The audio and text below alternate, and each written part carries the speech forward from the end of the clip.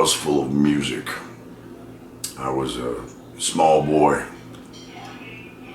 2, 3 years old. First memories living in the French Quarter with my mother and her sister, my Aunt Pam, and all the popular music of the time: Led Zeppelin, the Beatles, Jimi Hendrix, Janis Joplin. You can keep rolling.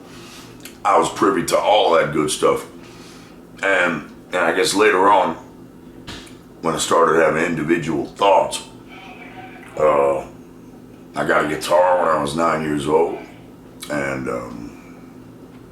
wrote my first song. I really wasn't interested in learning other people's music or anything like that. And I think in my heart I was really drawn to heavy metal in general. The heavier for me, the better. But then around 7th grade, I went to school with some friends who loved punk rock. And at the time, punk rock to me was a bit of a mystery. I wasn't sure of it at all. And but the attitude wore off. The attitude of it all wore off. And wore off on me as a performer and as someone who is on stage and projects a certain image. And for me, I guess a really huge turning point was, I guess I was about 15 years old.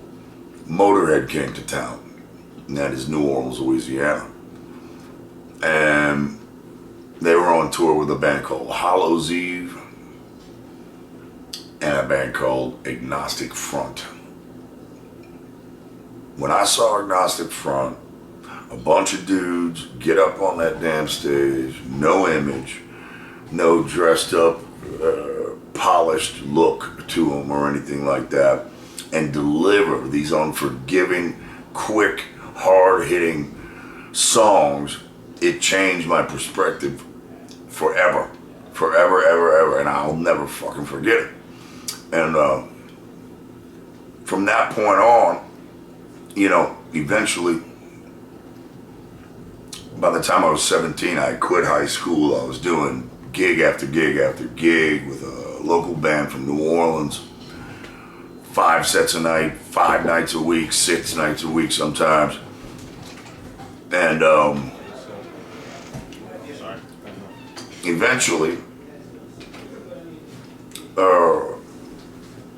I like to say, I took over the tape deck basically on long drives to gigs. So I was the cat in Pantera that had the mixtapes with Merciful Fate and Black Flag and Saint Vitus and Slayer and all these bands. And when it comes to Slayer, that's when it gets super important, because about 1988, we were doing a gig on a Friday night, and Slayer had arrived in town, and they were doing a gig right down the road from us on Saturday night. So the night before, you know, their gig, they decided to come out to the Pantera gig, and we knew Rain and Blood the way we knew it and whatnot, so we invited Jeff and Carrie and Tom, but Tom was a little disqualified at the time, so he didn't quite make it up there, and a kind way to put it. And anyway, Carrie and I hit it off very quickly. We became friends, swapped phone numbers, and he would call me intermittently when Slayer was off tour during this couple of years just before we got signed. And this one particular time he called me up, he goes, "Hey," you know, Kerry King's very short, spoken, straight to the point type guy. "Hey," I'm like, "Yeah, man, what's up? Thinking about coming down." "Really? Come on down, buddy." But no, I don't want to fuck around this time." I'm like, "Well, what do you mean?" He goes, "I want to jam."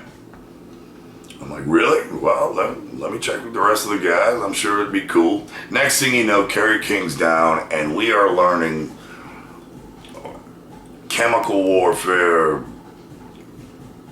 Rain and Blood, South of Heaven, this myriad of Judas fucking Priest songs, him and Dimebag. And I think right then and there, that's where Dimebag really learned to respect the thrash riff and the power of it, and the actual real way to play Rain and Blood. So that type of technicality hit him hard, and I think without that particular moment in life, Pantera could have ended up on a very different path. I am a lover of extreme music.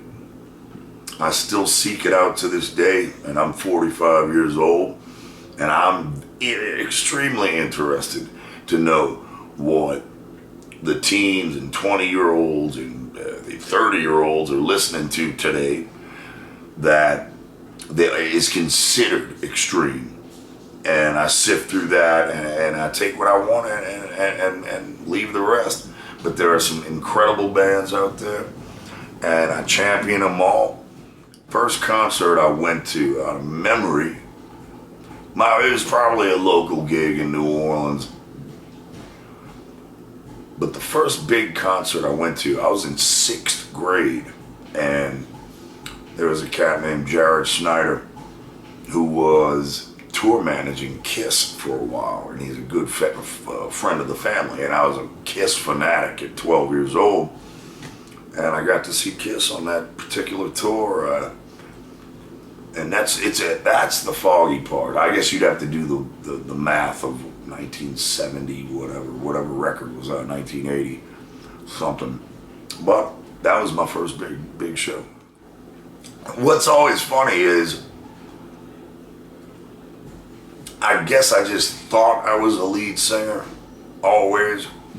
And I had friends that had drum kits and could play, and they knew a guitar player, they knew a bass player. I was the singer. And I guess it ended up in a friend of mine's garage, one of my best friends at the time, one of the only other kids in this one little area of New Orleans, this small neighborhood called Lakeview. We spotted each other with Iron Maiden shirts on. We're like, what? You know, who are you? He ended up being the drummer, and he had a garage, and we set up, and I think we used guitar amps, stereo amps, and I sang through like a little stereo recording microphone, and you couldn't hear me at all. And that was for the best, because I was horrible. I was absolutely terrible. And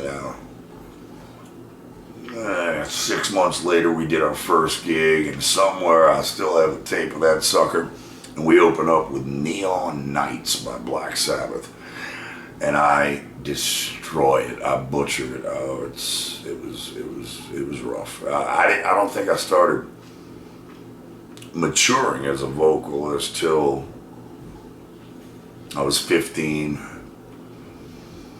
And then after I started to mature, everything happened really quickly, and my range grew mightily, and it was quick. It happened quick, and by that time I had started jamming with a bunch of older guys and whatnot, and I would come home from school every day and practice Unleashed, Judas Priest, Unleashed in the East, from front to back, and do it the way Rob Halford did it, you know? For people who think Rob Halford uses falsetto are sadly mistaken.